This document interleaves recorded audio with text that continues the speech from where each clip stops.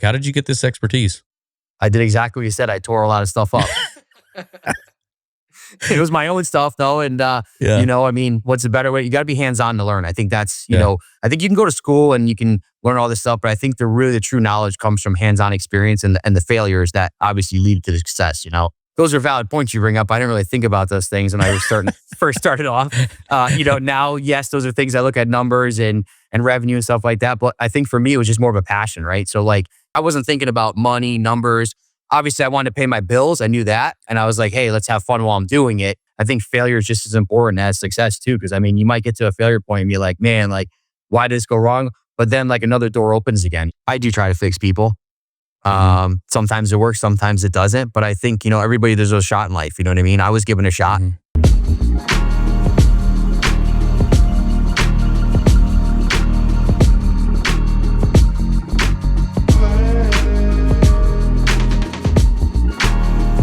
Hey everybody, welcome back to The Blueprint. Today I'm with Bryce Atkas, owner of ACI Dynamics. Bryce is an entrepreneur through and through. Their company, ACI Dynamics, takes your car to be either a supercar or take the local grocery getter and get the oil changed. We'll see what he's got for us. Stay tuned. Oh, and also let me ask you this. You can do me a favor and just hit that subscribe button, hit that like button at the bottom. It's really going to help us put out more of these. Really helps us get this to you guys and really pushes us further down the road. Appreciate you. Thank you. Bryce, thanks for coming on the show, man. I really appreciate you joining us today. Yeah, thanks for having us. I appreciate you asking us to be on it. Yeah. The cool thing is that you and I kind of met through a mutual hobby, I would say. It's not a hobby for me, not for you, but the passion for cars and the rallies and things that we're doing. But as I got to meet you, I met you on Gumball 3000 the first time. Tell me a little bit more about how that love and that passion has really kind of grown into what you've built out today for ACI Dynamics.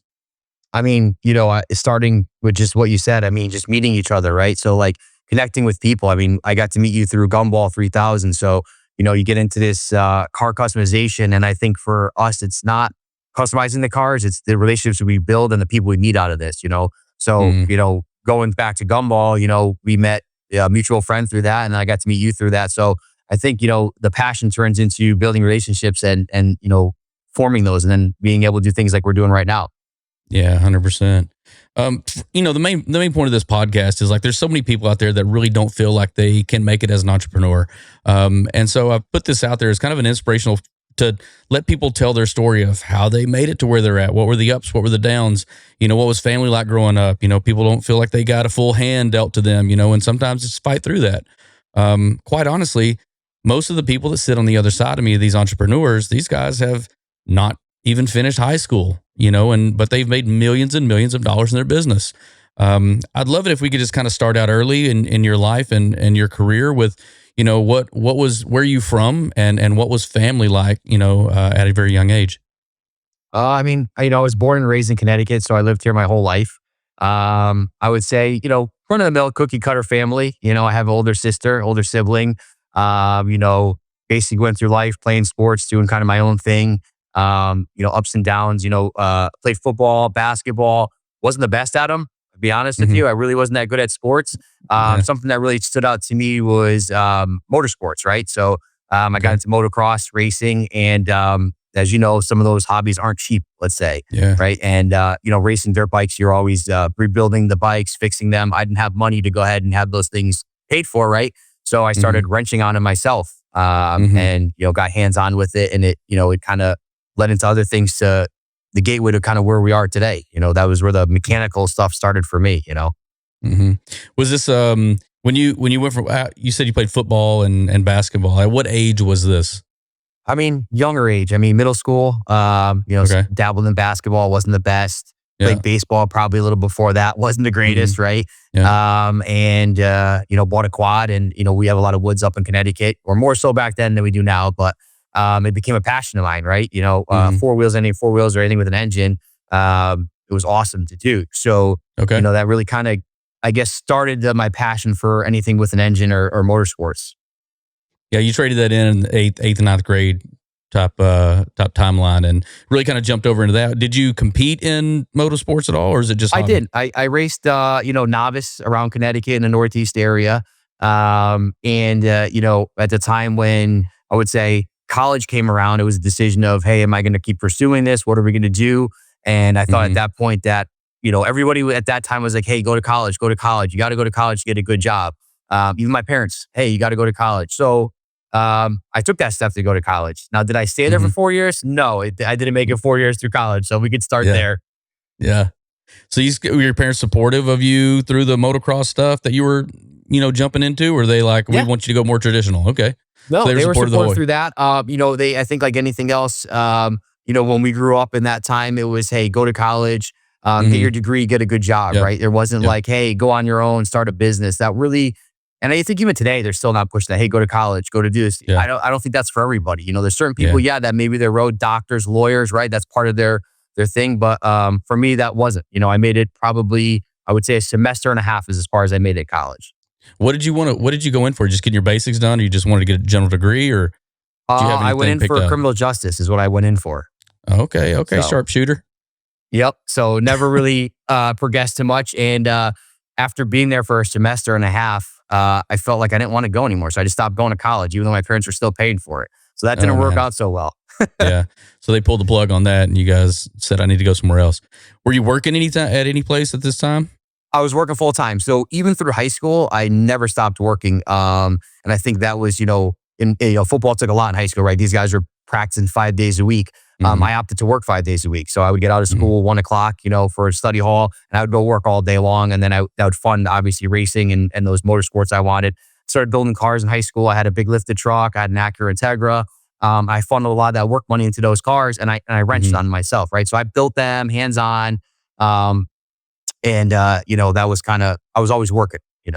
Were you just like looking through like, something online to find instruction how to do this? Was it somebody in your family that really helped push you down that line? Or was it like a buddy? Like, no one just picks it up, opens the hood, and next thing you know, they're good at these things. I mean, you're going to tear a lot of stuff up before you figure it out, right? So what route did you take? How did you get this expertise? I did exactly what you said. I tore a lot of stuff up. It was my own stuff though. And, Yeah. what's a better way? You got to be hands on to learn. I think that's, Yeah. I think you can go to school and you can learn all this stuff, but I think the true knowledge comes from hands on experience and the failures that obviously lead to the success. Hmm.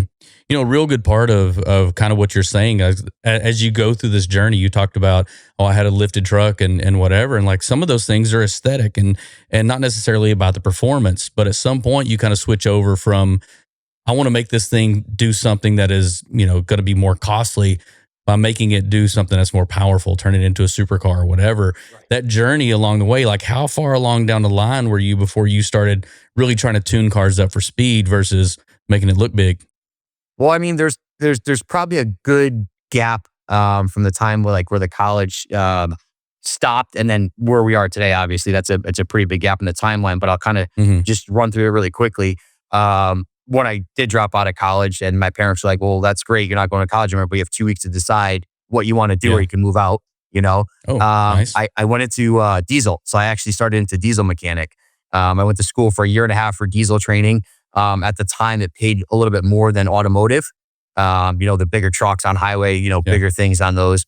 So I went to diesel, and I was in diesel for about 5 years, working on diesel trucks and marine applications. Hmm. Okay. So you got out of that and you found a job that was local to the area. Is that a pretty easy access job? Are there a lot of those locations around, or do you have to go somewhere? I mean, yes and no. I mean, I had a job while I was in school. I mean, they were looking for mechanics for diesel. So Mhm. I pretty much got a job right away. I was working for a dealership for Freightliner. Okay. And then created relationships within Freightliner where the state guys bought all their trucks from state of Connecticut, bought all their trucks from Freightliner. So they're like, hey man, like we'd love to have you on the state of Connecticut, for the DOT. So I ended up Mhm. transferring over to the DOT, state of Connecticut. For about 5 years, I went to work for them. So Well, that's cool. So you worked for the government basically. You were doing, so it was like state taxes or state company, like road work trucks, or like what was it? yeah, for all the plowing for like on the highway stuff. So basically public sector, fixing any of their on highway trucks or, that mow the highways, all that stuff. So it's basically all their maintenance for any state trucks. Okay, that's cool. And so you worked there for how long? I was there for about 5 years. Okay. So you worked for about 5 years, getting training, learning how things are working. Are you still doing your hobby thing on the side, or like, what are you, you So know? in the interim when I was at the state, I kind of started dabbling on side jobs, right? We all like did side hustle, right? We call it the side Yeah. hustle. Okay. So I was wrenching out of my house, kind of doing side jobs for all my buddies, this and that. And it became to the point where it was like, hey, I can't have this at my house anymore. I got to get a location. So I got a little one Mm, bay, started working on it while I was at the state. And it was kind of came to a head in the road where I was like, I can't keep working at night and doing this job at the same time. And mm-hmm. my wife was like, hey, like if you want to go on this full time, I support you. Like, let's take the jump and do it. Now, obviously, if you're a state employee or a government employee, right, you have the best benefits they talk about. You have the 401k Yeah. or you have a pension, I should even say, and the best benefits, right? So you have to decide now, hey, I'm giving up my pension. I'm giving up a steady paycheck. I'm giving up all that to go do this, right? Which isn't really, let's say, the smartest decision, people would say, but what risk is worth it with the reward? You know what I mean? Yeah. That's a cool, approach that you're taking to this of like, maybe I'm not taking the safest route. Like I am taking a gamble on myself because it's a passion that I want to jump into. Did you see like, man, if this multiplies out, like how do you go to start setting up a business like that? Is it, I've got 8 or 10 or 12 cars that are already kind of lined up, or I've got more work from these buddies that just keep coming back to me, or I need to set up an LLC. I need to go start doing the marketing behind this. I need to find out where I can get more business. Like, how did you, you go from something that's a daily job to my buddies have sent me something over and I'm working in a one bay. Like that's a big jump just to like take all that away and then expect a company's not just about the name. A company's not about the location. A company is about how much business and revenue you have coming in, right? Right. I mean, those are valid points you bring up. I didn't really think about those things when I was first started off. Now, yes, those are things I look at numbers and revenue and stuff like that. But I think for me, it was just more of a passion, right? So like I had the will that I was like, hey, I'm going to succeed. This is something I'm passionate about. And I know if I put 110% into this, like where it could go, right? So like I wasn't thinking about money, numbers. Obviously, I wanted to pay my bills. I knew that. Right. And I was like, hey, let's have fun while I'm doing it, and then as that progressed, we started to scale the business, There's two of us at the time working at night, and then we started scaling from there, really. So you have a partner in this whole thing? No partner. All by myself. All by yourself. That's awesome. All by myself. Yeah. This was a if you build it, they will come scenario. Yeah. I firmly believe that. There was, steps I obviously took along the way for marketing and things of that nature. Buying certain cars, right? Like, if you buy this car, are they going to come to you and have the car worked on, right? So you want to build the brand. Like, what cars do I want to work on? Do I want to work on, everyday Honda CRVs, or do I want to work on some of the supercars like we had on Gumball 3000, right? So I think for me, the drive was, hey, I need to obtain one of these cars. I need to work and get it. So it's like, you build it, they will come, right? So like, I wanted to get something and be like, hey, this is what I have. I've worked on my own car. Like, trust me with yours, Mm-hmm. And so when you started working on these different types of cars, you said you do everything. I'm guessing, the oil changes and the grocery getters and things like that is because those are daily things that bring revenue in. That's currently in the situation you're in right now. But when you start talking about, the supercars and big builds and things like that, those take a lot of time. What's your long haul? You're not doing a restoration. What's a long build for someone that comes in and says, hey, I want you to take this from, 600 horsepower to 1200 horsepower or 2000 horsepower. Like what's the transition of a build when it comes to that? Are we talking like a month or 3 months or 6 months or? I guess it all depends on how crazy they want to get. If you come in and you're like, hey, we want to do some bolt-ons. It could be a day job, or, hey, we want to really tear this motor down and, give it the business, twin turbo it, all that. We want to do wheels, tires, rim, suspension. Some of the motor builds typically take a lot longer due to the fact that parts, obviously, machine shop. But some of the smaller stuff we can bang out pretty quick. It all, like I said, depends on how complex you're going to get with the build. And so when you're looking to do those, are those the type of jobs you want to do all the time? Or are you looking to do stuff that's more, carry you through every day? Obviously you got to pick a model, or is this just kind of the way you want to be for forever? So like I say this, like the routine maintenance is going to pay your bills every day, right? You bring a McLaren in here. It's cool. And you post that on social media, right? Everybody likes to post that cool stuff on social media, but there also has to be a balance of cash flow, right? Everybody talks about cash flow. You got to have routine jobs that are coming in, clutch jobs, brakes, right? I think there's some shops out there that stick with just, turbos and that, and they're known for that. We kind of are an open-ended shop. So I have my dealer license. We do sales, we do service, we do the high performance stuff. So we're kind of hitting on the fact that if you're coming here, like you're kind of the one-stop shop, right? Like if you're like, hey, I want to bring my vehicle in, but I just want an oil change. But then you come in, you're like, Yeah. whoa, that's cool. They do wraps. Well, I want that. Oh, can you tint the windows on there? Sure, we can do that, right? Your time is valuable, right? So like if you're putting $1 on your time and everybody has $1 value on their time, I want them to be able to drop their car here and then get everything done. They don't have to waste time going anywhere else. That's really cool. I love the fact that, you can just pop it in and turn it over, turn it into a superhero overnight. That's a really cool, aspect of what you guys do is you do everything, and so, going back to the one-stop shop, right? It's just you in there. You said we were working in there. You just hired somebody to come help you out, or I had one of my close friends at the time wrenching with me. He's no longer with the company anymore. He's grown as well too. He grew with me through several years and actually went on to his own thing as well. We pioneered it and we worked at it together. He wasn't a partner per se at the time when we were doing it. But I think he was vital in growing the company. I think, having a right-hand man or someone that's here for you that supports you too as well is vital in any company. You could be at the top of the totem pole, but if you don't have someone supporting you from the bottom, where are you going to go, Yeah, 100%. So you guys worked in that one bay for how long? That one bay, I would say probably 2 to 3 years where we expanded from there. And then I would say your 3 to 6, 7 year was another expansion. We're coming up on 14 years now. And I would say we're actually expanding now. We're up to 2 locations. We're currently opening the second location. And we went from, I would say 3,000 square feet to 10,000 square feet. So now we're at 15,000 square feet here. We're building a second building plus a second location right now. Wow, that's crazy. You ever look back and think like, man, I've made it such a long way, or is it just like such a blur still at this moment that you can't hardly even, imagine kind of going back to where you're at? Yeah. I mean, I think I don't sometimes realize where you've come, I like to stay core to who I am and what we've built, Yeah. And I think sometimes it's hard, you scale, you're getting bigger, you're hiring more employees, right? Some people stay with you, some people don't stay with you. So I think it's important to stay rooted where you were, like when you first started, you don't want to lose sense of where you came from and who you were to where you are now. And I think sometimes that gets lost in the transition. That could have a negative effect on the business as well too. Yeah, 100%. So you went from that one bay. You've got how many cars could you fit inside of this one bay? You said 3,000 square feet. So I'm guessing you could work on 5 or 6 cars at a time. Is that right? Yeah. We had at that time I think 3 lifts in.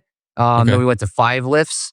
But now, like I said, now I think we're up to like 10 lifts or something like that for what we have for both sides. When we expanded, we opened another side for the vinyl and the paint protection films and the window tinting, right? We call that the clean side. And then obviously the mechanic side, the dirty side. But I also wouldn't say it's a dirty shop because I'm very particular on how my shop is. So I think we keep it clean everywhere, Yeah. And I'm just kind of walking people through the process of like how you got to the different stages, like understanding that you jump from location to location to location, but there's got to be a transition there. There's got to be something that says like, hey man, we're starting to outgrow. There's too much business. I got more cars, or I need more people. I need X. Like, what was the biggest need that made you think, man, this size building is not going to work for me anymore? I have to go and invest in what? I think it's more of the customer needs, right? When you get to the point where people are like, you're not getting back to us. I can't wait 2 weeks to get my car in, right? You have to look at the sense of that. It's like, like just said, hiring an office person, right? You talk about expansion. I was answering all the calls and doing the mechanic work, right? And they get to the point where it's like, people are like, hey man, I can't get a hold of you. Hey, I'm trying to get a job in here, right? So like, you'd think now, like, am I losing those jobs because I'm not answering, right? So does it make sense to pay someone on the phone to answer those calls, get those leads, get those jobs, right? Or am I losing them and losing revenue because I'm not answering these things? So like I looked at it as scaling it as I needed it, right? These things, okay, we need this, or hey, we can't get all these cars done. We're backlogged 2 weeks. Well, then we need another lift. We need another technician. And I think you also have to look at the market too, because some of these people go, oh, I'm going to buy everything. I'm going to get everything, right? I want 10 lifts. And then the market falls out. So you have to be really cautious on scaling that too as well. And so what went into weighing that out? You were like, you felt like you had enough business. You felt like you've built enough clients up over a certain amount of time that were kind of recycling and coming back to you? Or are these all new clients? Or are these like, because I mean, honestly, if you think about it, like some of the money that's invested into the things that you guys do, I mean, those aren't needs.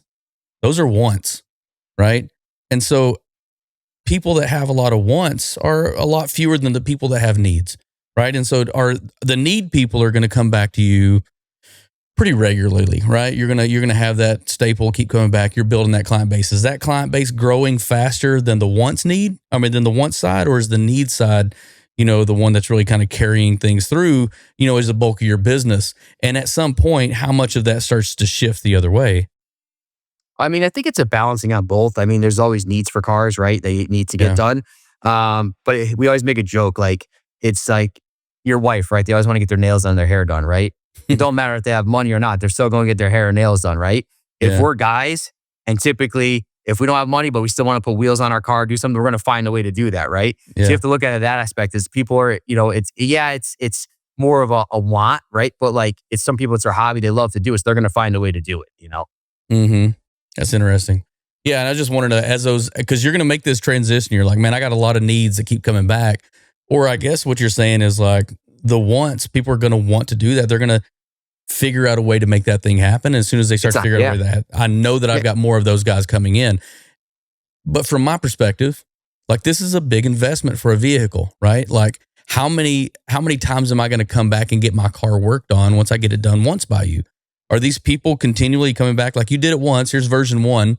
I need you now to take it to level 2, now to level 3. Or is this just like a remake once we get to the point? Well, just what you said. I mean, so we try to make an experience where it's an all-inclusive experience, right? Like you go on vacation, you want to keep going back on vacation and you had a good time, right? So if you come here and we build you a custom car, we do something, we want to create an experience behind it, right? So it's like, hey, we built a custom car. It's cool looking, right? Now you go on the road, you stop at a gas station, you're like, wow, that thing's awesome. You go here, hey, who did that? Hey, and it becomes almost like, like a rolling business like, card. hey, right. Like, hey, this is so awesome. And then next year they're like, hey, man, I really want to level this up. I want to change the wrap. I want to change the wheels because they want to go back out and do it again, right? So I think that comes into the experience play of is like making sure they have a great experience and they're having fun along the process because it's something they're going to want to do again. Mm-hmm. Yeah, the journey of the creation is almost as good as the actual creation itself. Correct. I have people that build cars literally because they enjoy the process of it and they'll build a full car. I have one client specifically that will literally go out, buy a cool car, build it with us because he's friends with us, and then literally drive it for a week and back out and like it sells it and they buys another and does it again. And I've probably done a half a dozen cars, if not a dozen cars for him already. I think I have 2 of them here right now. Wow, that's crazy. So I guess he's building them out. You're his hands, and then he goes and flips them for a grip, and then moves on. Moves on and does another one, rolls into another project. What a great business model that is to just be a dreamer and being able to have the clientele that you can kind of sell that stuff to. So that's pretty slick. And for you, you're happy to have those guys that are just continually giving you, kind of blank slates on stuff. Are they giving you like a blueprint or a roadmap to do these kinds of things? Or is it hey, what do you think? Some of them they do. I mean, they'll be like, hey, I want this color wrap or this. And then some of them they'll be like, hey, what do you recommend for performance? These platforms, what would you recommend doing, right? And ultimately, I give them an A, B, C option. Say, hey, these are the options. Here's an A, here's a B, here's a C. And so they're part of the process. They can pick. We could say, hey, this is what we recommend, but you can also have these too. And then let them be a part of that. I think part of it's informing them what are the right pieces to the puzzle, what's going to work well on the car. But at the same time, you want to give them the choice too of what a couple of those could be and make them part of that process. Not like, hey, just give me your credit card, buy all these parts. And they're like, okay, well, like, what am I buying? Versus like, hey, this is what this is going to do, or you can go with this one or this color. This is better than that one, right? And let them be a part of that build, Yeah, that's crazy. I think about this too with when we have a client for like our marketing company. I think about like, I always ask the client, what's your end goal for this? Like, what's your destination? What are you wanting? Are you wanting views? Are you wanting ROI? Are you wanting leads? Are you wanting, like, what are you wanting us to build a strategy for?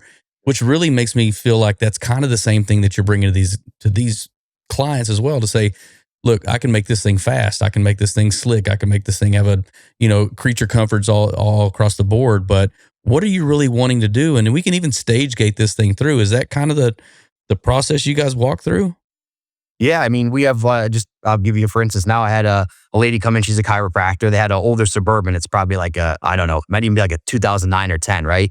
The thing's beat up. Like, no joke, it's beat up, right? But her thing is like, hey, I want to build this for my business. I've had it for a while. Like, what could we do with it? And I'm like, yeah. So we're basically taking this, 2009, 2010 Suburban, wrapping it white, doing a chiropractic design on it with all our logos, painting the wheels on it, and it's cool because she's like, hey, this is my budget. Can we work in it? I just want to park it out front, So we're kind of walking her through that process on it, Or you can get someone that buys a brand new supercar, right? And they're like, hey, I Mhm. want window tints or PPF, or what exhaust do you recommend, So I think Mhm. everybody's different, but I think you can't just think of it as like a supercar. Oh, we're only going to do supercars. I get people in that are, hey, I sell insurance. I want this on my car. Or, hey, I'm an enthusiast. I want this. Or, hey, I race the car. I want this. So like everybody's different. You get the people that are just for their business. You get the people that have been doing it for fun. And then you get the people that are like, hey, I just want my car to be safe on the road. So, I mean, it's a wide variety of what you get coming through. That's it's a really interesting perspective of what you're selling as your business. You're selling your business as we do everything for cars, basically. I mean, Right. and that it comes from like your upbringing, when you went into the diesels, and you can see that, the stages of your love for what you're doing, turning a wrench and doing those things like that. Um, if you were to give an elevator pitch, a 2 minute elevator or a 30-second elevator pitch, when someone says, "What do you do?" You can't say all that. Like, you say, "What about your business?" You say, "Oh man, we do upgrades to cars," or we do like I'm trying to find out like what's the nugget of the business. Is it, dude, we take these things and we upgrade them to be, because that's what I saw you as. When I thought of you, I was like, this dude's a high performance tuner. This guy takes, these cars and he makes them into supercars. Like, that's what I've always known you as. And quite Right. honestly, like, I had no idea about the daily stuff, you know? Yeah, I mean, so we've done interviews like, and even for like the speaking, we're doing Dream Ride, right? And they'll be like, hey, like Fox 61 News, like, what's your punchline? I mean, the punchline I would say is like, we're the one stop shop, anything automotive. I mean, if you could think of it, you could dream it, you could drive it, you could, I don't know, you could take it in the water. We'll do anything. I've done, uh, we've done snowmobile graphics. I mean, anything, really anything. And I think that's really the key to the business is like, everybody has their own specialty. And I think Hmm. ours is really just being all inclusive for people. Drop the car off here, whatever you want. We're going to take it start to finish, stereo, whatever you want. We'll make sure it's done and it's done here. You know what I mean? Yeah, I mean, that there can't be too many shops out there that can do everything like that. I mean, you've got to be a special niche. I mean, you've got to be one of a handful of companies that can do that. Am I seeing this incorrectly? I mean, I don't think so. I mean, I think, it's a case in point of why we expanded and why we grew. I mean, I think Yeah. it's not just the fact of like, hey, we do everything, but it's the fact of having these people or employees and that are passionate about being in the company and doing what they do good, right? I mean, you Hmm. can't just be like, well, I'm going to do everything, but I'm going to be terrible at it, right? We're going to wrap your car, Right. but it's going to look terrible. We're going to put a motor in there, but it's going to blow up tomorrow, right? Like you Yeah. need to Yeah. make sure that anything we're doing is done to a high level. And I think that's the Hmm. biggest thing is quality control and making sure that we're meeting that expectation, hitting that bar, and I think it's really tough. It's not, to say it's not stressful or to say that, these guys don't have breakdowns on cars or, we're going through a build process and things break and we're scratching our head on what we can do better. I mean, it's definitely a painstaking process on some of these things. And I think people see the glitz and the glamour on the YouTube or they see the Hmm. social media and they're like, wow, that's cool. I want to do that. Yeah, it is cool and it looks cool, but I would take caution too. And like that every time it's not a walk in the park when we do these things either. Yeah. Yeah, I'm sure it's a journey for both. I mean, there can be some bumping your head against the wall too when it comes to things you thought were going to work or not going to work, or More first time times than builds, not. or more times than not. Yeah, More times than not, yeah, you know? and people asking for things that are just unachievable. Like, hey, I want this certain thing on there. Like, they don't build that for that. It's like, Yeah. how do you walk through that navigation? Do you guys do custom pieces to kind of force things to work, or like, tell me a little bit more about like when someone comes in and asks for the impossible. I mean, within relevance, we'll do it. I mean, there's a few things that if someone came in and like, I want this and, it's impossible. I mean, there's two things, right? Time and money. I mean, those are the two huge things. Like how much time can we have the car for and how much you really want to spend? Because at the end Yeah. of the day, there's an hourly cost associated with working on these cars. There's an hourly Hmm. cost associated with having a technician on it or an A-level tech or, an Hmm. A-level rapper. So I think it comes down to those things. And it's like, hey, if I have an unlimited budget, yeah, anything's possible, right? I mean, if, Hmm. hey, my budget's this amount, well, then we can do these things and we can work in that budget, but this is what you're going to get with that, right? Setting an Yeah. expectation, Hmm. you're doing a motor build. Hey, my budget's 10 grand. It's probably not going to work for a motor build if your budget's 10 grand. Yeah. So, really sitting down and being like, hey, these are the costs associated to do this if we want to do it right. And I think some people are like, yeah, I'm with it. Or some people are like, yeah, that just doesn't make financial sense to do it. So Yeah, that's crazy. Coming from, pitches in general, like, and you're talking to, again, I'm gonna take my business and I'm gonna say, if I have a client that comes to me and I say, what's your budget? They're never gonna want to give me a budget. These guys want to tell me, no, just tell me what it's worth. Tell me what it takes to do X, right? Um, in the car business, is it different? Do people come to you with like dreams that are too big and you say, hey man, what's your budget? And they're able to whittle it down to, or are they more accepting of hearing the term, what's your budget? Or you guys really deliver like, what exactly are you wanting to do? And this is how much it cost? Yeah, I think that's the approach we take. I've had the ones say, what's your budget? But I don't think that always works. I think it's more on what are you looking for? What are you trying to get out of what you want us to do? And then let us throw some numbers together and see where we're at. I mean, if say I come up with let's say a $50,000 and we're at 10 grand. I mean, we're nowhere close, but maybe we come up with a 40,000, they're at 35,000, right? Okay, well, we're in the same ballpark. Like, let's go through this, see where we're at. So I think sometimes people, know what they're going to get and what they're going to spend. And sometimes people don't know what they're going to get. So I think it's really, again, going back to setting the expectation of, hey, this is what you're going to get. This is what we're paying for. And this is how we're going to do it, And I think, those are things. I mean, you could, like I said, I had a guy the other day brought in cab lights for a pickup truck, right? And he's like, oh, these are an hour install to put on. And I'm like, well, we got to take your headliner down. I got to drill holes in the roof. I got to seal this. I'm like, that's not an hour. I mean, you're talking 4 or 5 hours to do this.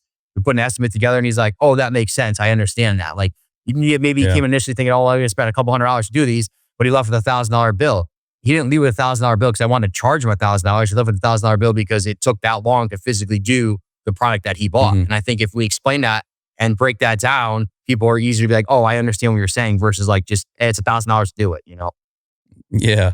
Yeah. I mean, walking people through and showing them, the man hours or whatever's invested in this is a much better approach. And I know a lot of people don't do that. Just say, if you want to give it to me, this is the cost and move on. And there's a lot of like tension and stuff when it comes to, a lot of car builders, and there's trust me and do all this other stuff. And it's like, I really appreciate that approach because you pull the curtain back a little bit. Let me walk you through why this is going to cost you $1,000. This is going to cost you because of the headliner and the holes and the layout and the wiring and everything that goes into it. You can do, you can see somebody get a little closer to your goal by telling them what the path is, right? Correct. Right.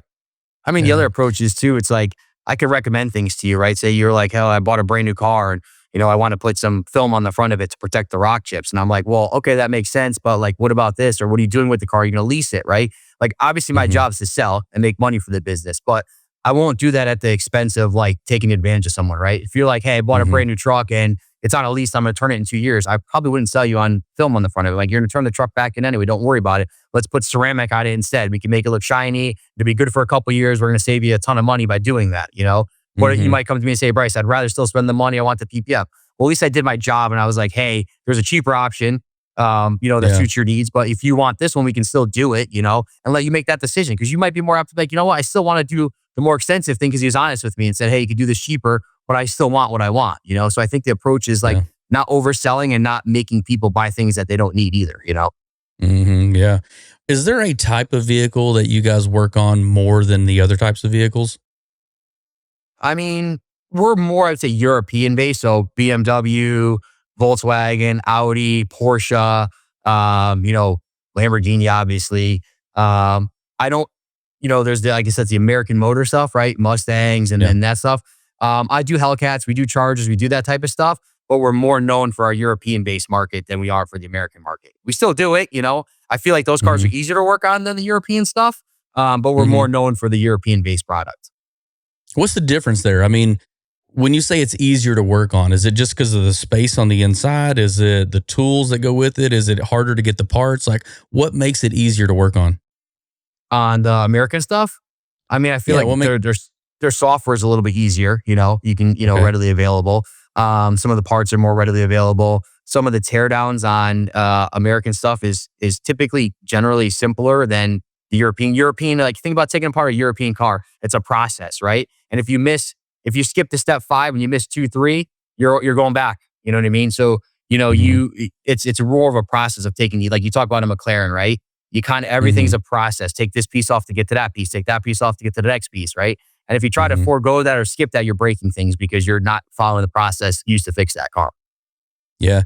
It's funny because I worked on a few cars and like, thinking about like a Rover or something, how everything is kind of intertwined or laid on top of each other seems like, and when you're going through it, you're like, this is the dumbest thing ever. Why would they stick this thing right here when, I got to access it and, twice a year or once every, 2 years or so.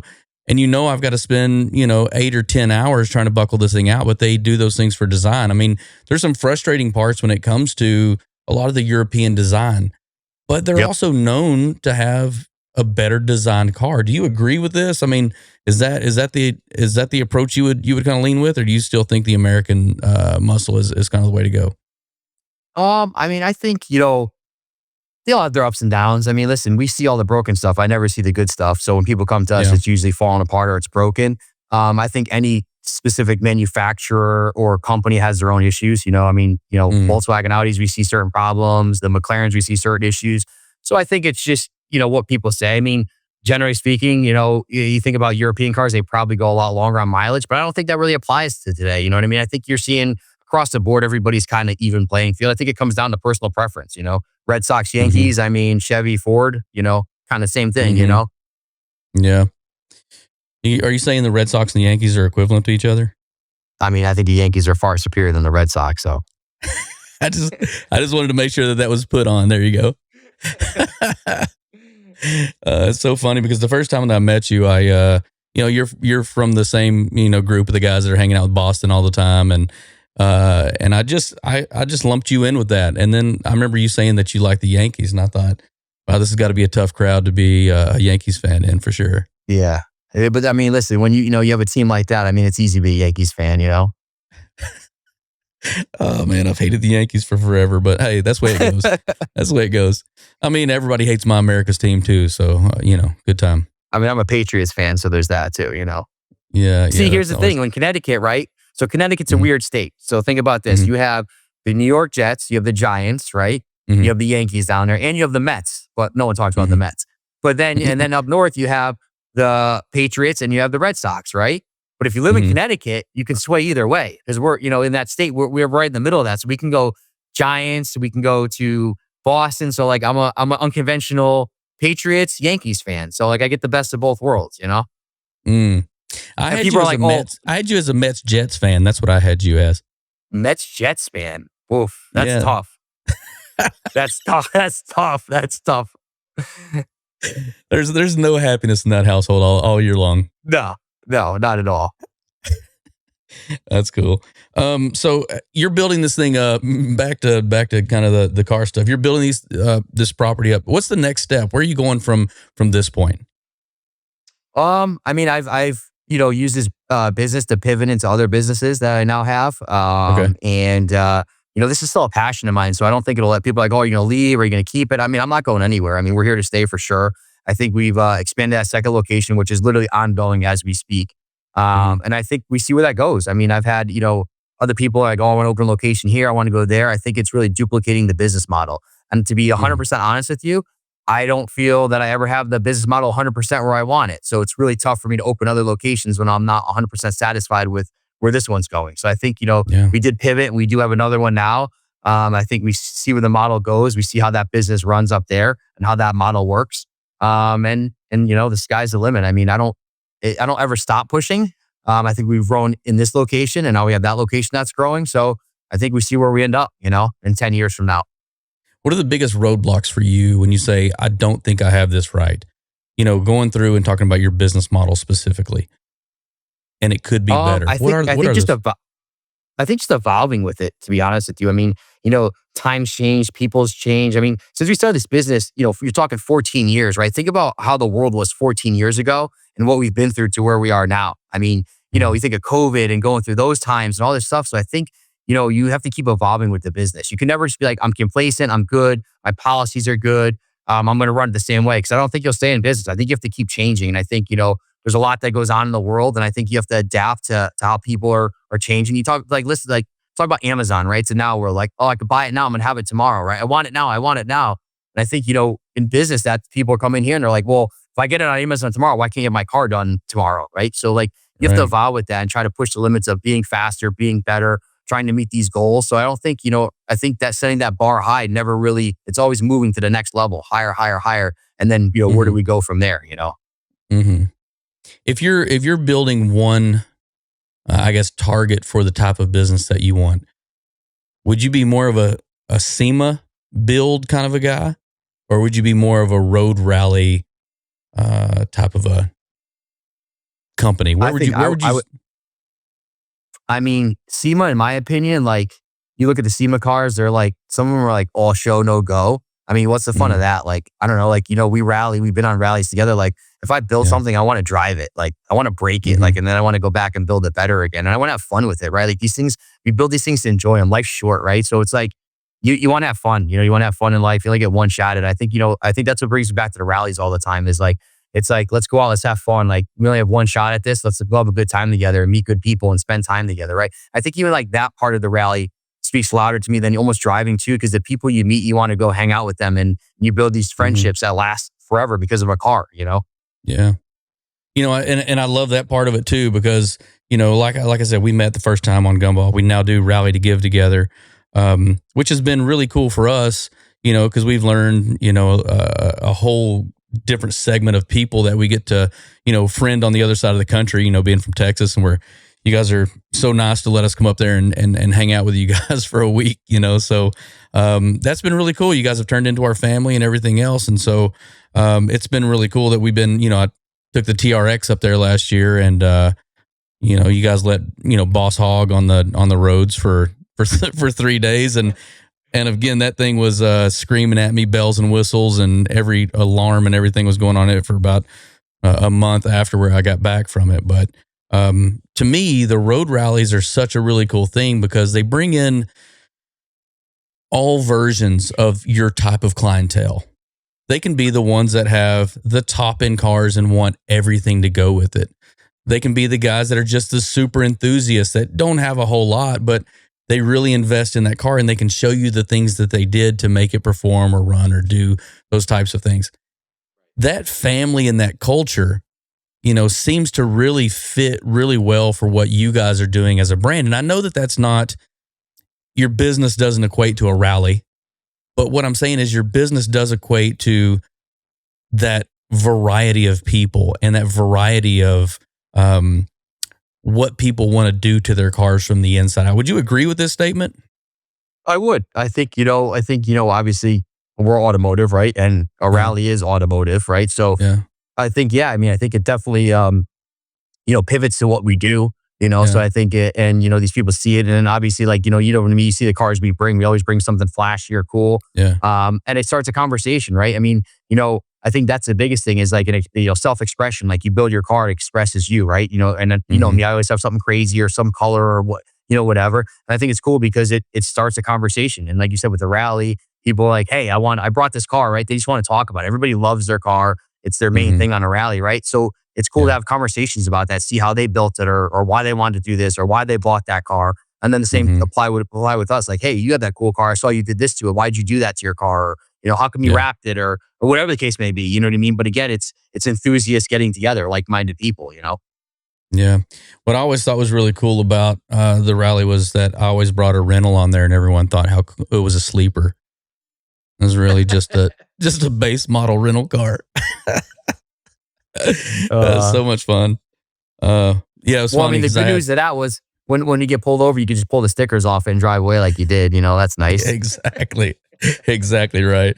Or you get to pull it back up to the Hertz, and steam's coming off of it, and you go, "Thank you for the week. Appreciate that." Yeah, for You know, sure. For sure.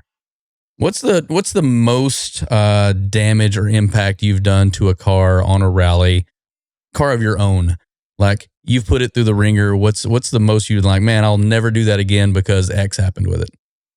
I mean, listen, I've had cars break before we even left. I mean, I think it was 2 years ago when we left from the Del Mar, I had the Aventador down there, and I think it made it for you guys to see it, and then that was it. I had to tow it back here. So, I mean, I think car breakdowns, yeah, we've had it happen. I mean, it sucks. I don't want to talk about the alternative because I've had a pretty good track record on rally, so I'm not going to even I'm not going to say what I want to say. But all in all, I would say, listen, if the cars are built right, you can beat on them and you don't have problems with them. You know what I mean? Yeah. And I think, even being on rallies, cars that do break down, I think the other cool thing is always being there to lend a helping hand to these people or whoever needs help when their car does break down. I think that's part of it. Hmm. I mean, we've all been there. I think at one point or another, we've all been on the side of the road helping someone or been that person on Yeah. the side of the road hoping someone's helping us. So I think that's pretty cool. Yeah. But yeah, I mean, I think all in all, I mean, I've seen some crazy things on rallies. I won't discuss those either, but I think, more or less it's just go have a good time. Try not to break your car. If you do Hmm. break it, bring it, fix it, and bring it back and have fun with it. Yeah. Yeah, 100%. No, I know that. I think was it last year you were like a day late or something getting to the rally, or um, I think it was the year before because I think the car broke down. Then I ended up drove through Connecticut. I stopped, picked up another one of my cars. Was unfortunate to have another car in the garage and meet up with you yeah, guys. Uh, yeah, but it makes listen. It makes for an interesting story, and obviously yeah, we do YouTube, so it makes for an interesting video and stuff like that happens. So you just gotta make the yeah. best out of it. My wife said to me, she was with me on the rally, and I remember being grouchy and yelling and swearing, and she's like, "Who's better than you? We're gonna go home and get another car and still be on the rally." And I'm like, "You know what? You're right." I'm like, "I'm not gonna even say anything." I'm like, "Let's just get it together and go." Yeah, she keeps you balanced pretty well. Yeah, she's she keeps me in the right places at the right times, and usually level headed as well too, which is something that's really important. So and then Yeah. obviously supports me through all this nonsense and craziness that we do. I mean, there's something Hmm. to be said for that too. Was there any point in time that she got drafted into the business? Not really. She typically she likes to come along as you know on the rally and have fun with us. Hmm. But she really doesn't really get involved in the business too much, to be 100% honest with you. She'll ask time to time, how's it going? Or why are you upset? And I think, having someone at home to have a soundboard off of. And, listen, sometimes I get home and she's like, why are you upset? And I'll tell her and I'm like, yeah, this is, this employee or this, that. And she's like, no, you're wrong. Like you need to go back or you need to call them and apologize. And you're wrong in the situation. So I think sometimes having someone coming in from a level headed mind to say, no, you are wrong in this. And then, Yeah. basically acknowledging me like, yeah, you are right. And I have to go back and have a conversation. So I think Hmm. that's important too. Yeah, 100%. Our wives kind of kicked it off together and instantly became BFFs. So she's looking forward to her. She's coming again this year, right? Yeah. Oh yeah. She'll be there. Yeah. All 100%. right, cool. So her security blanket will be there, and we'll be okay. I Um, mean, listen, it's, people think that business is easy. I mean, there's a lot of mental stuff that goes into this. There's yeah, a lot of heartache. There's a lot of sadness, I think. And, people don't really talk about that, but I think, it's yeah, just really pushing through that, and having a soundboard or, having faith to push you through that stuff that really gets you on yeah, the other side of this stuff. Cause I mean, it could mentally really break you in half if you're not strong. You know what I mean? yeah. No, I really believe that. Like honestly, like I'm sitting here thinking about transitions and moves, and look, man, you're a pretty straightforward guy. You talk and a good game, anyways, right? And so it's very difficult when someone goes from one location to the next location. You're like, well, we just needed more places. We just needed another lift and more people. And it's like, so we got another one. And I'm like, yeah, okay. That's not exactly how that goes because you're going to sit and look at the ceiling at night and go, how am I going to make it from this part of the bridge to the next part of the bridge? And like, those are the things that everybody's dealing with. And some people are too scared to make that leap. Right. And so that's what I'm getting at when I start talking to you about these things. It's like, how do you do that? How do you focus on and what do you focus on to make yourself are there details that you're looking at or is it a money transaction thing? Is it I need more revenue because you have to have something to focus on. It's not just confidence. Like it has to be I mean there's blind confidence and I'm sure people have lucked out 1,000 times in a row, but at the end of the day when you start talking about building a successful business for 15 years like you guys have, that's mental gymnastics all the way through that. Yeah, I mean, to say the least, it's mental gymnastics. I mean, for me, so I can't speak for everybody, but for me personally, it's been like a faith experience. You know what I mean? Like going back to like church and God for me, that really grounds me going through a lot of this. So I think like you have to have something faith based. I think for me, it's like, you get home at night and you're like, man, like this went bad or like, where am I going to go? Like, and I think sometimes releasing that and just being like, hey, like it's in God's hands. Like he's going to provide for me, like for this next step. And honestly, if it doesn't work out or something doesn't work out, like then the next plan's there. Like it wasn't meant to be. So sometimes I think failure is just as important as success too. Cause I mean, you might get to a failure point and be like, man, like, why did this go wrong? But then like another door opens again. You talk about Mm, employees coming and going. I mean, I've had close friends of mine that worked for me and they leave and they go elsewhere. And I think like, okay, well, that door closed. That was meant for him to go. Like it's his time to walk out of my life. Like, and then you see like God opens another door, right? And there's a person standing there like, wow, like how did this even line up? How did this happen? Right. And it's like a seamless mhm. event. Nothing ever happened. Right. So I think having that faith to be like, no matter what, I'm going to be okay. Like, and it's in his hands and I'm going to be good on it. So I think like that's a important part of for me as a business owner, that carries me through a lot of this too. You know what I mean? Yeah, 100%. I mean, literally, the people that you hire and that come around your and that are with you for the journey as you're going through this. picking the right people? Is there a certain thing that you look for in someone when you say, man, this person is perfect for the type of ride that I have right now, or perfect for the journey that we're on? Like, what do you look for when you are looking for an ACI Dynamics type person? I mean, I think a lot of that comes back to discernment, you know what I mean? And being able to read people. And I think, the two things for me are, someone that's, honest and respects you. You know what I mean? I think those are the two things for me.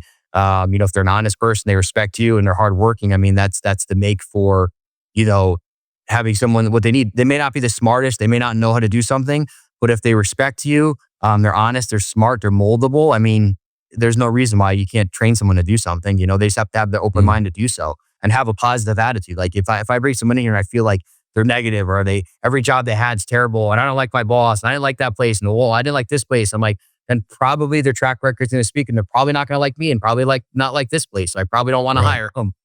You know, I mean, not saying that people can't change, but I mean, you look at trends, you look at patterns. Where have they gone? What have they done? And where do they want to go? What's their end goal, right? Hey, you're coming to work at ACI. What's your end goal? What do you want out of this? Where do you want to go? Do you have a family? What do you need to get out of me? What can I help you to get to your goal, right? Yeah. Are you looking to find people that don't really fit your mold and get them out of there as fast as possible? Or are you looking to say like, man, I could fix this person? Like, I do try to fix people. Sometimes it works, sometimes it doesn't. But I think, everybody deserves a shot in life. You know what I mean? I was given a shot and I think it's, what you do with it. Right. And sometimes I'll tell people, I'm like, listen, man, like maybe you don't like the way I do this, but like be open-minded. Let's have a conversation about it, because I see talent in you and I see you're good at what you do. And I don't want to lose that. I want to keep you here. Sometimes I think the investment's worth the time to train someone and then bring them up to the level here, and I think, and also sharing your vision with them, right? Not being like, hey, you're coming to work for me. Like, no, you're part of the team. Like, I always tell my guys, like, we're a sports team, right? You're a football team. And sometimes people just aren't performing and they got to go. And, that's just part of a sports team, right? You always want to be performing at the elite level for that team, right? You want to be a contender. You want to be the Super Bowl. You want to be the World Series. I think that with my team here every day, I'm like, I want to be the best of the best. I want the best people, and we want to grow and be the best we can. So I think sometimes you try to help people and you see where they can go. Sometimes they don't, unfortunately. And sometimes you see people that are like, wow, I never thought they'd be here. And they really surprise you and they pull it out, Yeah, that's a really cool aspect you just threw out. It's like, I think the people are everything, but you have to be top tier people to be here, right? To be the kind of person that leads this company and makes decisions for this company and puts our name on something that you've actually touched or worked on. You have to be top tier of your game to be able to stand in this seat, right? And so I don't think that's enough. I don't think it's emphasized enough in most companies. For most people, they're just like, I got a guy, he's smart enough, he kind of fits the molds for most other places. But culture is really everything when it comes to defining how your company produces. Is that correct? I mean, do you guys believe that? Yeah, I mean, I also believe by showing by example. I'm not like a point the finger and say, do this. Like, and I know you watch some of these podcasts or some of these wealthy guys and they're like, well, like if you hire someone, you're paying them to do your job, let them do it. And I'm like, yeah, that does make sense. But I also want to show my guys that I'm not above anybody. Like, you know what I mean? Like if I got to go clean my bathroom here, then so be it. Like, whatever. Like I want to show that I'm on the same level as you. I came here. I started doing these things that I'm asking you to do. And I wouldn't ask you to do something that I wouldn't do. You know what I mean? I actually prefer to be wrenching on a car versus doing paperwork. But unfortunately, that's not the position I'm in anymore. I'd say we got Dream Ride coming up this weekend. I literally worked. So I left here at 4:00, brought my son to wrestling practice. He practiced 3 hours, went home, iced his hand because he got hurt last night. Came back to the shop by 9:00 last night, 9:30. I was here till 4:30 this morning. I slept 3 hours and I'm back at it again. I think, you really got to have the passion to do it. I mean, listen, I would love to stay home last night and go to bed and just chill on the couch and watch TV. But like, unfortunately, those aren't the cards I was dealt last night, So you really got to adapt and overcome. And when I talk about like, breathe it, live it, sleep it, eat it, everything. Like that's, if you want your own business, like you need to do that. Like, and anybody says like, oh, I don't have to do that. Like I can just hire people and they're going to do everything. Like I don't buy that. I think it helps you. I think it helps scale a business and grow a business to have good people, right? And build it bigger. But I think you always have to be boots on the ground all the time, in my opinion, if you really want to be successful. Anyway, in this industry, maybe not in a real estate industry or some other industry, but I would say in this automotive industry, you got to be in the weeds every day. Have you always been like that? Yeah, all the time. Well, my guys You- laugh because they're like, "Don't you have something better to do than like sweep the floor?" And I'm like, "No, like I'm good. Like this is my piece." Like they laugh because I have a floor scrubber machine, and I'm like, if anybody breaks this, I'm like, it's like breaking my family. I'm like, do not break my floor scrubber. I'm like, when I come down and start cleaning the floors, like, oh, Bryce is stressed out. He's cleaning the floors. Yeah. Well, I mean, at some point, the simple tasks are, they feel demeaning to some people, but at some point, like, they need to get done, and it's a little bit of break for you, and you feel like you're still accomplishing something, but you can take your mind off of stuff, right? Yeah, 100%, absolutely. Yeah. Tell me about Dream Ride. You said you guys are doing something from Dream Ride. What is this, and how are you guys involved? So I've been with Dream Ride for probably the better half of 10 years. And I would say I'm going to plug Massey Rally to give us my favorite event for rallying, but for giving back for this is an awesome event. So it's basically a 3-day weekend. It's probably one of the biggest shows in the Northeast for supercars, hypercars. And I think so. What's awesome about this show is like, and I think last year we raised 5.5 million, but you basically they bring in Special Olympic athletes from all over the world, other countries, Europe, everywhere. And on Saturday, which is 2 days from now, they match you up with an athlete, and you take them for about a 3-mile ride in these supercars around the Farmington Valley area in Connecticut. And I mean, man, you talk about like humbling and just reeling it in, like to see the expression and join these kids to be able to do that for a day. Like, I mean, Mhm. it's probably one of the best experiences and feelings. And I mean, we donate a good amount of money to it because it's for a good cause. But it's just awesome. And I mean, I have friends on Facebook with some of these kids that we've made races with, and they literally come back to Dream Ride every year to come hang out with us. It's Mhm. such a cool event. So it's one of our biggest for the year, one of the most Mhm. stressful. Like I said, I was up till 4 a.m. working for it today. Mhm. But I think it's going to be, we're looking for an awesome weekend this weekend coming up. So. When you guys go to start putting stuff in Dream Ride, are there people that are looking for like new wraps? They're looking for, get my car ready to do this. Like what goes into you said you stayed up. What were you working on last night? I got a 720 that we were doing, new wheels, tires on it, servicing it. So tomorrow we're actually heading to Lime Rock. We have a full track day tomorrow on the big track.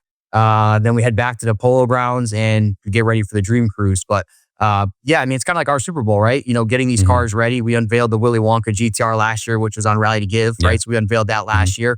So, just making sure the cars are clean, top notch, ready to go, shined up, and then like obviously the McLaren's going on the track tomorrow. So making sure that was serviced up, ready to go for tomorrow. Yeah. When you go to talk about prepping a vehicle to be ready for a road rally, can you tell me the difference between the point checks that you guys do to get something ready for a rally and then the point checks you guys do for something that comes off of a rally? Yeah. So, I mean, typical point checks before a rally for me would be obviously checking the tires, making sure. Well, and the other thing is with the tires, are we going to be going cold weather or warm weather, right? To make sure the right tire on it, making sure Mhm. the proper services were done on the vehicle. A quick safety inspection, make sure there's nothing, no bushings that are worn, tie rods, things of that nature on it. Typically going over them and then, putting the rally packs on them. I mean, safety is pretty much really the biggest concern, tires, brakes, that stuff. Same thing you would Mhm. do before you went on a track, inspecting, making Mhm. sure brakes are ready to go, things of that nature. And then, going on the back end, coming back from a rally, making sure the brakes are still good and the tires are still good because those are two things that are going to wear. And like, Mhm. we're going on Rally to Give in about a month or so, and we're going to do a track day, right? So like maybe you take your car out on that track and you're beating on it for 30 laps. I mean, typically your brakes are probably going to be cooked, your rotors are going to be cooked on it, and your tires are probably going to need to be replaced. So coming post rally, you also want to make sure that the car is safe when it gets back on the road after the rally. Yeah. And is there a way that you guys test these? Is it just visual inspections? Do you put them on machines to check different things? Do you guys take them for a ride to see if you feel anything? Like what is the process for that? Yeah, I mean, all of the above. I mean, we have a dyno that we run tuning on if the car needs to be tuned. But typically Okay. it's a visual inspection, which are going to unveil a lot of it. And then the other thing is up in the area we're at, we would take it around and make sure that there's no misfiring. The steering feels tight on it. There's things as a technician or that you've been in this long enough that you listen for sounds, you listen for noises, you feel for things. And when you're connected with the cars, you've been doing it long enough, you kind of know what to listen and see, and then obviously going back to what we said, setting an expectation. Hey, these are things we found. These are things you should replace. These are Mhm. hot items, 1, 2, and 3. And there's some items, hey, don't worry about this. We can do this when you get back from it. Some people are like, hey, do it Yeah. all now. The car's there. Some people may not fit their budget. And I'm like, hey, well, these things have to be done. And this can be done after the rally or, down the road. Mm. You just give them a punch list of things that need to be taken care of. Yeah, At correct. some point. Yep. Yeah. Well, that's cool. And then, so the dream rides this weekend, you've gotten little sleep so far. Quite honestly, like I'm surprised that we've been trying to get on the podcast together for quite a while now. And then you guys have had some things kind of pop up here recently. So I'm surprised that you told me yes to this, and I really appreciate you taking the time out to lack of sleep and everything to kind of jump on here and shoot it over with us. But we got Rally to Give, which is coming up in another couple months, and so I know that you've got probably 5, 10, 15 cars that are going to head down your way for prep for that. Oh yeah, we'll be in full swing from Dream Ride right into Rally to Give. Will be kind of just full swing. It's a little bit earlier this year, so that's going to play a factor in that as well too. So, and that comes with wraps and everything. You guys do wraps as well. Yeah, and the wraps, the decals that go on the cars. We obviously sponsor all the decals every year, so we got to get all 50 sheets printed with all the decals ready to go on the cars. So a lot comes into play with that. So coming off a Dream Ride, obviously getting all the cars back here, getting the service, what cars are going on the rally, what cars are being wrapped for the rally, and then obviously the checklist we obviously sponsor with Matt of whatever he needs us to do for the rally as well too. So usually most of his cars come through for service too. Mm-hmm. Are there any new materials that are out there right now that you guys are, super jonesed about? Like, chrome was it for a while, and then it got to some of the matte finishes and some of the sparkles or whatever, then the color shifting stuff. Is there anything new that's out there right now that's kind of groundbreaking? Not really. I mean, they're coming up with colored PPF now, which is new. It's coming out. So as opposed to vinyl wrap, and they have the colored PPF. I mean, in my opinion, it's really expensive. It does last a little bit better. And obviously, it's another option in the arsenal. Hey, you can go with this, you can go with that. So it just gives another option that's out there. So they're always evolving with new stuff that's coming out. I think some of it is maybe they get a little ahead of themselves. Some of it is really good. And, there's a lot of different stuff that comes out. So we try to read through the marketing and see what's actually the best stuff. I like to run up a lot on my cars and see how it lasts. And then we can tell you, hey, yeah, we've run this. We know it's a good material. So I think a lot of that comes into play too.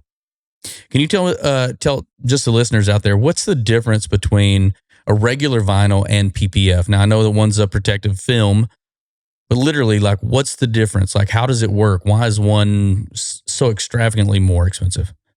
Well, you have color changing vinyl, which is really thin, right? And then you have the paint protection vinyl, which is a lot thicker. It's like 7 to 10 mils, right? Right. So it's really protecting that paint from getting hit from rocks, whereas the vinyl is more of a color change. Now you talk about the color change PPF, which we were just speaking about, right? So now they're taking that thick paint protection film that was clear and they're making it in color. The problem with that is that they're going a little bit thinner than the paint protection film, what it would normally be, so you can wrap those edges. And so I think you're paying more money for that color film, but I don't think you're getting the protection level that you would as if you put the clear PPF on it, if that makes sense. So really, it's just a more dense to absorb the impact from whatever's correct rocks or whatever. Thicker. Yes. Okay. Yep. I thought it was just a more durable something, or a beefier plastic, but it's more about the absorption of rocks and stuff that are coming up to keep from chips from happening and actually making contact with paint. Yep. Okay. So it does. I mean, I guess because it's much thicker too. It's 10 times more difficult to apply. Right. And folding corners. I was looking at my phone. I apologize. I'm on tight time right now. Well, yeah, no big deal. Like I appreciate the time that you've taken with us, and I know that you got a lot on your plate. But at any time, I'm gonna stop down there and see about your spot and take some photos, and we'll see if we can repost on here on what you guys have. But if there's anywhere that people can find you, and you want to give out your handles or anything. Yeah, I mean, like I said, I wish I could spend another hour with you, which I know I could definitely do. But we have a Dream Ride dinner tonight, so we have to be there within the hour. If they want to find us, I mean, all social media, we're on YouTube, ACI Dynamics. You can search us on there. We're on Instagram, we're on TikTok, we're on Snapchat, you name it. We have it across all platforms. I have a great media guy. A lot of that stuff you can follow if you're interested in what we do and kind of what we were talking about. YouTube's great because we really do a lot of DIY videos, shows what we do, how we do it, right? You talk about the McLaren we were just working on the other night. The video is going to be going live on there. So we try to really give you an in-depth view of what we do at the shop, the guys that work here. So, if people listen to this and they're like, hey, that's cool, or I want to learn more about it, I mean, YouTube's probably the best place to find us in the videos that we do. And again, talking about Dream Ride, we're going to film the whole weekend. So like, if you think that's something you're interested in, you want to see how it goes down, again, that'll be live by the end of this weekend as well too. So Yep. Awesome. Well, brother, appreciate your time. Thank you for jumping on with us. And until next time, that's the yeah, blueprint. thanks, Brendan. Appreciate it. Yeah, man. See you. Bye.